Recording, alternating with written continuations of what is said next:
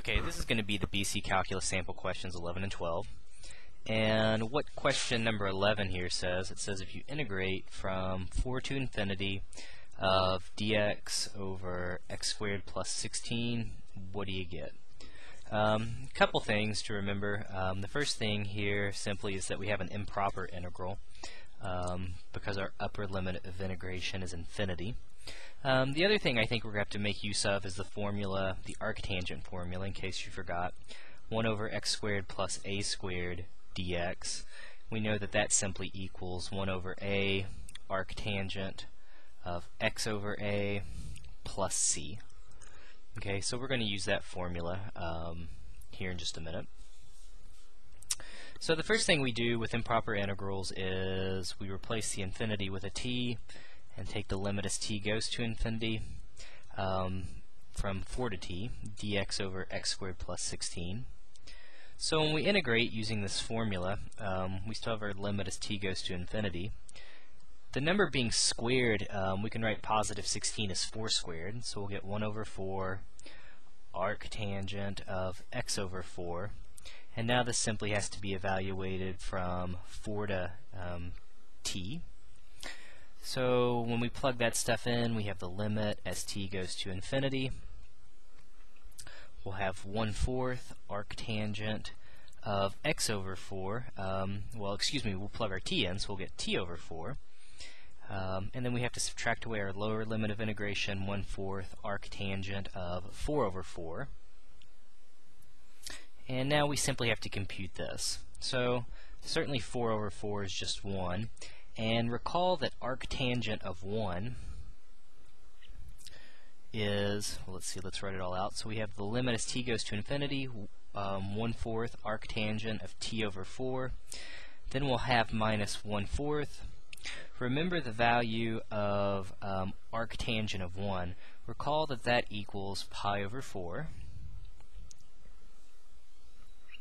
Alright, so now we just have to keep simplifying down a little bit more.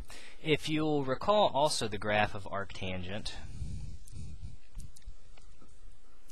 remember the graph of arctangent, it's kind of tangent, one copy of tangent that's been flipped on its side. So it has asymptotes at positive pi over 2 and negative pi over 2. And then it increases as you move to the left up to pi over 2 and decreases, I think I said, it increases as you move up into the it increases as you move to the right to the value pi over 2. It decreases as you move to the left to the value negative pi over 2.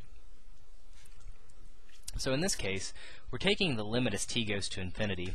So notice as t grows arbitrarily large, the inside of our arctangent will just simply approach infinity. And if we look at the graph, if we plug larger and larger numbers into our arctangent function, we're simply going to get closer and closer to the value pi over 2. So this first limit, when we calculate it, we've got the 1/4 that was there previously. And again, we'll get arctangent of arbitrarily large numbers, and again, that approaches pi over 2. And then we have to subtract away pi over 16. Well, we're almost there now. Notice we get pi over 8, which we can write as 2 pi over 16 minus pi over 16, and that'll give us our final answer of pi over 16. Okay, so a couple things here to remember. Improper integrals, the arctangent formula, the graph of arctangent, so you can get the limit as t goes to infinity. Alright, number 12 here. It says, what is the equation of the line tangent to the graph of y equals sine squared x at the value x equals pi over 4? Okay, so nothing too crazy here. Remember that the equation of a line, we simply have to take y minus the y coordinate equals the slope x minus the x coordinate, where we know a point on the line. Well, in this case, we know the x value. They give that to us for free. It's pi over 4. The two things that we're simply going to have to work for in this problem, we've got to figure out the y value. We have to find the slope of the tangent line. The slope of the tangent line comes from finding the derivative and plugging in the value pi over 4.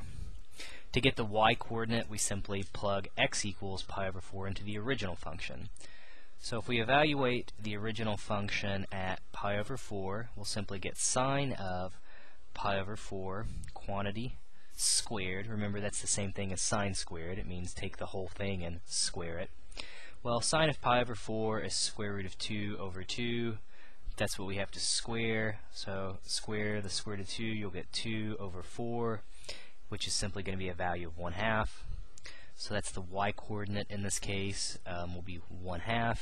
And now we just have to find the derivative and plug in again pi over 4. So it says the slope of the tangent line, it's going to be the derivative of our function. Again, I like to think sine of sine squared x as sine of x quantity squared. So that, to me, when I write it that way, it reminds me to use the chain rule when I take the derivative. So when I take the derivative of the y equals sine x quantity squared, the 2 will come out front. We leave the inside alone.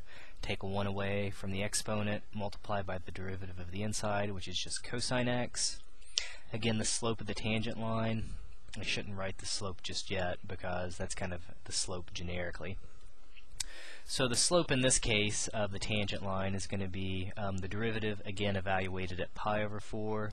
So we'll get 2 times sine of pi over 4 times cosine of pi over 4. Again, both sine of pi over 4 and cosine of pi over 4 are the value root 2 over 2. So let's see, if we simplify all of this down, a 2 and a 2 will cancel. Notice we get square root of 2 times square root of 2, which is 2 over 2 again. So it looks to me like the slope of the tangent line is going to be simply equal to 1. That is one of their choices, so that would be what I go with. So nothing too bad, it's just finding, again, points on the line and using the derivative to find the slope of the tangent line. So, alright, feel free to post comments and questions. I'm going to try to get some other BC questions out there soon, and if I can't answer your questions, hopefully somebody else can. So, alright, I hope this helps, and good luck out there.